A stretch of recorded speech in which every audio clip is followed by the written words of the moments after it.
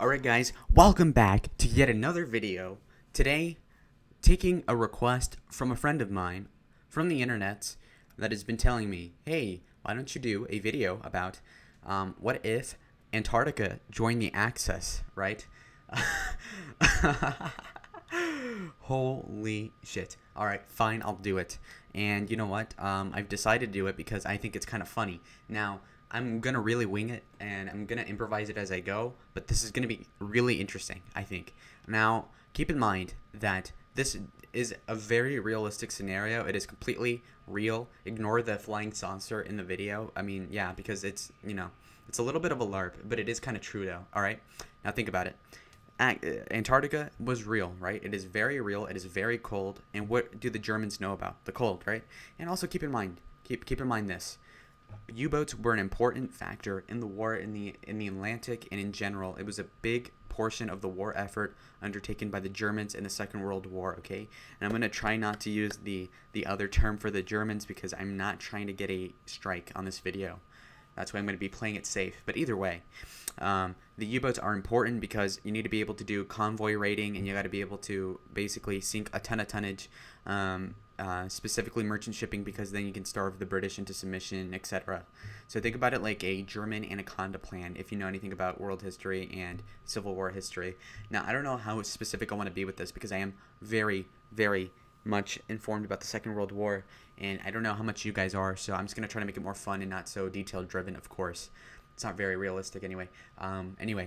We move on to the next point, and that is that we're going to move on to the actual evidence that I have for this being a realistic scenario, alternate history, whatever have you.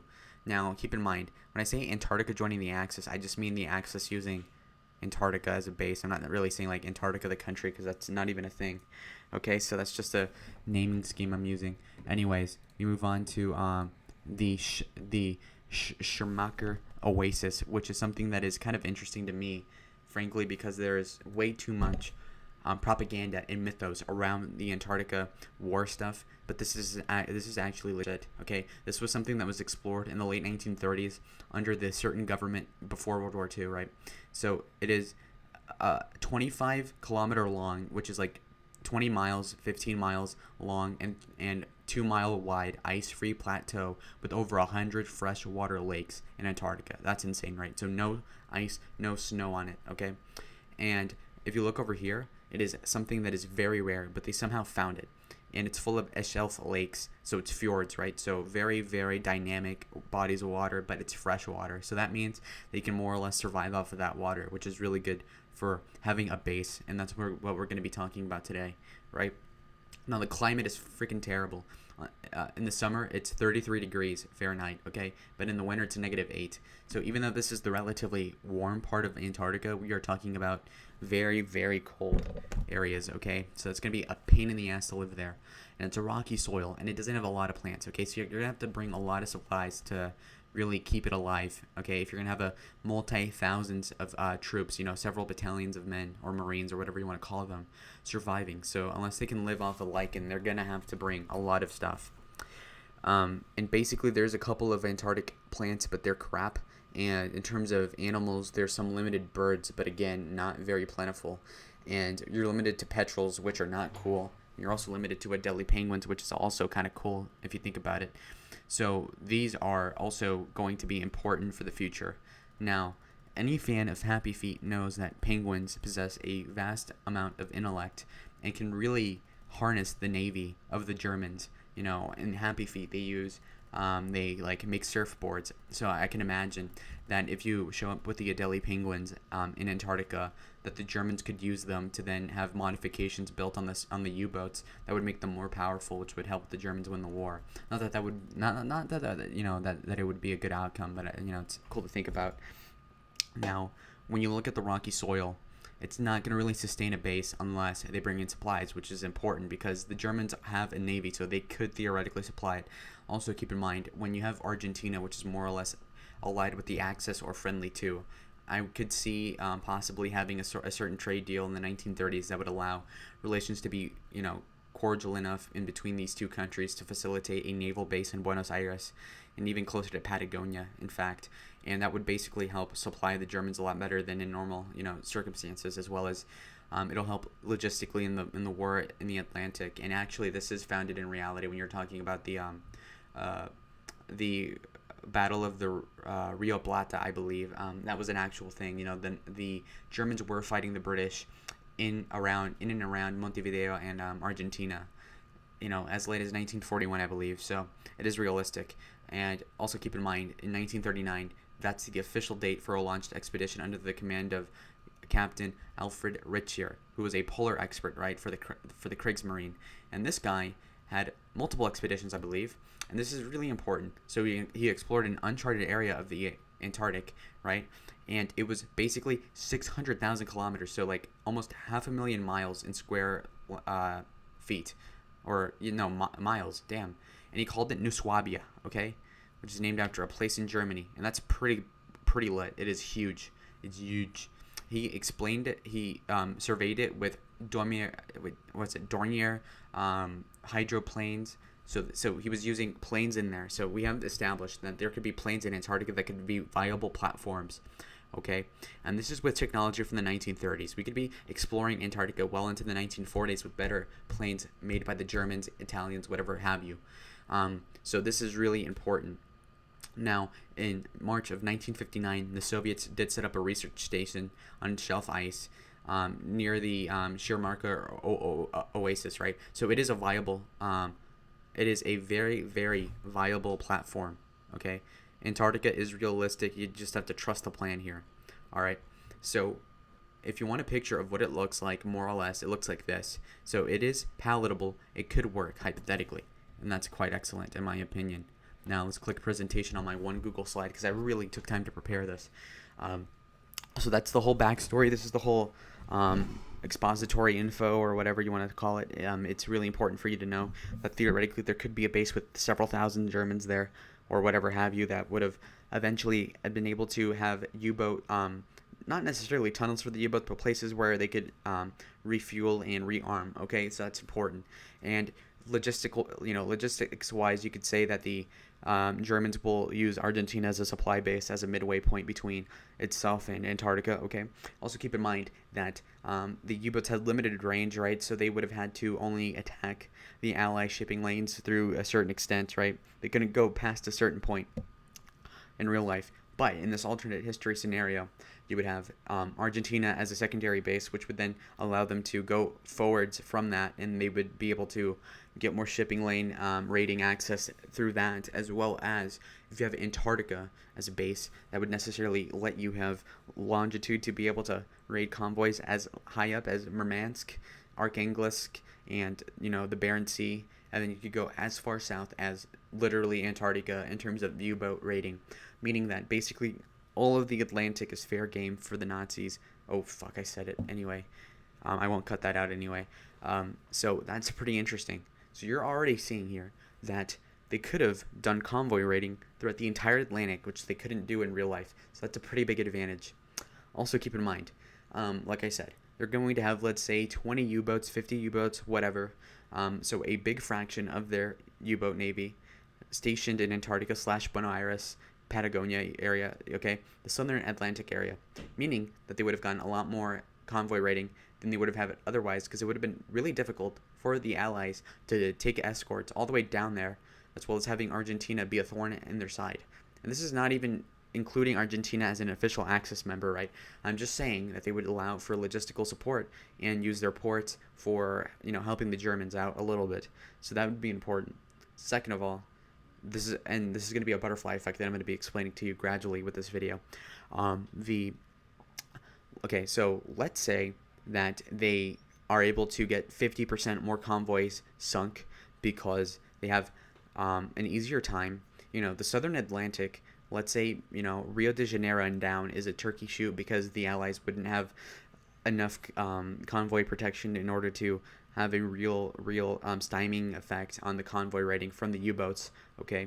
So you would have had a third happy time, so to speak, which is another reference to the World War, and they would have been able to then maybe cut off access to South Africa in terms of resupplying it by convoy, and they also would have been able to stop certain key shipments to North Africa that happened in real life, which would have allowed Rommel to probably take El Alamein permanently, as well as be able to probably convoy raid enough to the point where they would have not have had a Operation Torch when they did have it.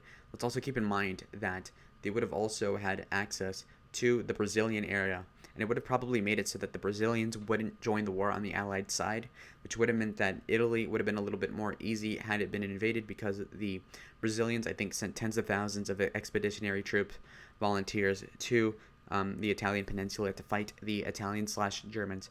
So because of that, the war would have been a little bit easier on that front. And if we look at all the other little details that would happen, there could be more possibilities. For example, let's say that 20% of the shipping went through the South Atlantic from the British Empire, or vice versa, from the colonies to the British Empire, moving food and so forth. Had that been cut off, that would have hurt the Allies substantially, and more importantly, Britain in particular. Let's also keep in mind that throughout the 1940s, the British were really close to basically starving. They had to ration out their food very conservatively. So if we increase the amount of food shipments that were getting sunk by 50%, it would have basically made them, if not capitulate, it would have led to a lot more starvation, and it would have made the government substantially less popular as well. Efficiency at the factories would be lower.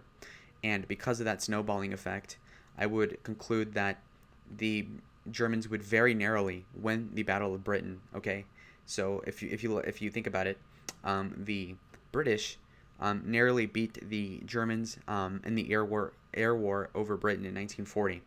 But if the British have much less supplies, right, and they had much less food, it would have led to less manpower being available, as well as a more discontent public, which would have been more war weary. Let's also assume that Adolf doesn't do civilian bombing, but instead just does what he should have done, which is just bombing military installations primarily. And then that would have probably not necessarily knocked out the RAF, but put them in the defensive footing. That would have led to the Germans having a lot of leverage. And I'm not saying that Sea Lion would have happened. I don't think the Germans would have actually been able to invade England proper by sea invasion, but I also do think that they would have been able to effectively handicap them where they were. And insofar as the U.S. intervening, I don't think they would have been able to stop the U-boats from ostensibly, just raiding their ships and doing nothing about it. They couldn't do anything about it. What are they going to do? Send their old destroyers to Rio de Janeiro and fight them there? I doubt it. And again, this is Brazil being compliant with the Axis or being neutral, okay?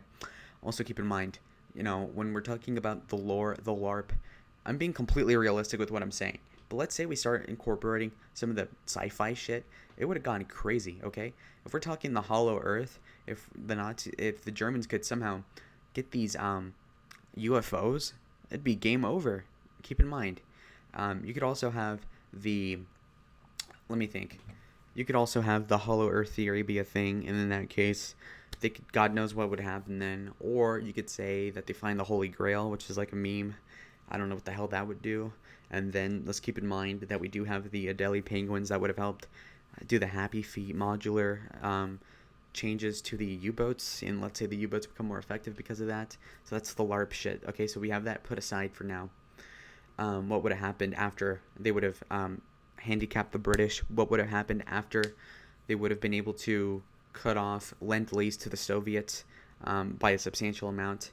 In this case, the Soviets would end up with like only half of the Lend-Lease supplies that they got originally in 1941 to 45. Okay, what would that mean? Well, first of all, it would have meant that the Germans probably would have taken Stalingrad. We could also conclude that the Germans would have also taken Leningrad. Let's also conclude that the Germans would have taken Mayankop and I think Grozny, but not Baku. Okay. Let's also assume that the Soviets, because they were in a weaker state and because they had less Lend-Lease, which were primarily in food and trucks, it would have led to them having less surplus manpower, which would have meant they would have had less ability to wage offensives, as well as having less logistical support, meaning that even if they had an offensive, it would be a slower one. That basically makes the case for then there being a more drastic food crisis in the Soviet Union, because after the Germans took the Ukraine, they lost a lot of their food and they subsisted on American Lend-Lease. And because of that fact being that then it would have been cut off in half. It would have ultimately led for the Soviets having 20% less food, 50% less trucks, 10% less tanks, and they would have been screwed on that front. So in this case, by early 1943, before Kursk, they would have lost Stalingrad, they would have lost Leningrad, and they also would have they would have also been on the defensive in Moscow, and they also would have lost a little bit of their oil in Maikop and Grozny. And with that capturing of the oil fields, let's say that the Germans then offset any expended oil from Antarctica being part of the Axis, so to speak, and because of that, that wouldn't have been a liability. I also have to clarify that this is if they start the U-boat base like in 1939, which is realistic. Let's also conclude that the Japanese would have, if not declared war on the Soviet Union, they would have been submarine raiding the convoys towards Vladivostok. That was another crucial part of the Lend-Lease from the Americans. And had they done that, they would have then been able to cut off Lend-Lease by like 70%. And then the only viable way to get Lend-Lease for the Soviets would have been through the Persian corridor, which in fact would have been a little bit cut off because of the U-boat operation in Antarctica anyway. So after all, the Soviets would end up with like 70% less supplies from Lend-Lease, which would have meant that they would have ended up with a lot less food, a lot less trucks, a lot less tanks, and a lot less planes, I think. So in that case, they'd be fucked. And they would have Operation Mars, Uranus, what else? So Uranus, Mars wouldn't have happened. You would have also, no migration would have happened. So the Russians would have had to been on the defensive after Stalingrad being won by the Germans. Also, because of the Battle of Britain being won by the Germans nearly, that would have meant that they would have had more supplies and planes to send to the Soviet Union in the first place, meaning that the Germans would have air superiority for the rest of the war. Also keep in mind that with less logistical support from Lend-Lease, moving the factories to the Ural Mountains would have not happened as much, which would have meant that more of the factories would have been seized by the Germans, as well as more easily bombed by the Germans, even had they not been taken explicitly by land conquest or blitzkrieg. And so the Germans would have eventually encircled Moscow in 1943, in my belief, and they would have laid it under siege. And then after that, they could have possibly have just crushed Moscow, door to door, fighting them, starving them. Or they could have spent those resources instead on taking Baku, which was theoretically possible. And if Moscow was encircled, you could also say that Turkey would have joined the Axis as well, and you could also deduce that Spain would have also joined the Axis. And at that point, you could see the Soviet Union capitulating to the Germans by late 1943, early 1944. And you could also conclude that after the Soviet Union's knocked out, the Germans could then reorient like a good majority of their air force that was in the Soviet Union back towards North Africa / Britain, in which case the Germans would have then been able to overrun Egypt, would have been overrunning Iraq, Syria, etc. And that would have led them have access to the Middle East and basically control the Persian dictator at the time. And that would have been canceled out, and the Turkish invasion from the north would have facilitated that, in fact. And then after that, you would also see all of the focus go back to Britain, and they would have royally screwed them over. They would have been bombed to smithereens, and at that point, they would have to concede and have a very favorable treaty to the Germans. Even the Americans would have to, because even if they're fighting the Japanese, they could not invade Germany, so they would have to cuck to the Germans. No cap. Okay, so this would have meant that they would have been able to ultimately have won the war by like 1944-45. Isn't that fucking crazy? So yeah, this is what I think. This is what I believe would have happened if Antarctica joined the Axis, so to speak. And again, this idea was from my friend, I think. So if you guys have recommendations for other video ideas, you can leave them down below. I personally believe that this video was okay. This was exhausting to make, and I gotta tell you that despite there being way too many scatterbrained ideas in my head normally, I think this was pretty decent. I completely pulled this out of my ass. I just made this up on the spot. I wonder if this is realistic to you guys. Again, I like the artwork here. I think it's kind of cool. The whole like glacier thing, I don't know, man. That's kind of epic. The snow-covered mountains, the vibe is awesome. And yeah, so I think the Axis could have won World War II had Antarctica been a viable base to use. And it's completely responsible to say that. It's not like I'm joking. It's not like I'm being half sarcastic in this video. It's not like I have a Pepe tinfoil hat, okay? In this video, I am pretty sure that the Antarctic base would have been very based indeed. It would have really helped the Axis.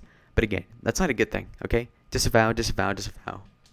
Anyways, I hope this video does not get a strike, because if it does, I'm fucking pissed. Thank you for watching, and comment down below what you think.